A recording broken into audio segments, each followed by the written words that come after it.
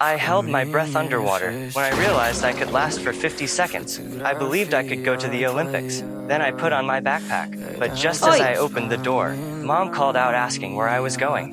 I'm going to hold my breath at the Olympics. Mom didn't stop me. Instead, she handed me a small box to hold my future medals. I left with a big smile, while Mom could only shake her head helplessly.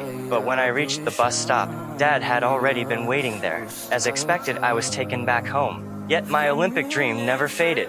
As I grew older, the brace on my leg was finally removed. I began trying different sports. I tried weightlifting, but was tossed to the ground. I tried pole vaulting, and fell hard again. My box slowly filled with broken glasses, but I still refused to quit, until one day I threw a javelin and shattered a window. Dad finally lost his patience. You are not an athlete! At that moment, my dream collapsed. Then he took me to a construction site and made me work as a bricklayer, but my eyes were drawn to a distant ski resort. I felt like I had found a new direction. I'm going to the Winter Olympics. Soon I became a skier, training every single day. For more than 10 years, I won medal after medal and dreamed of joining the national team. Every day I stared at skiing videos on TV. I decided to try one last time. I packed my bag and left home quietly. When I arrived at the bus stop, Dad was there again. But this time he didn't stop me. Instead, he told me to chase my dream bravely.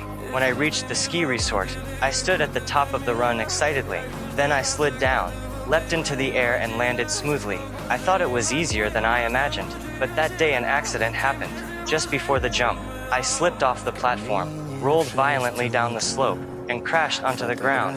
Then I was sent to the hospital. I felt like everything is over, but one coach was moved by my determination.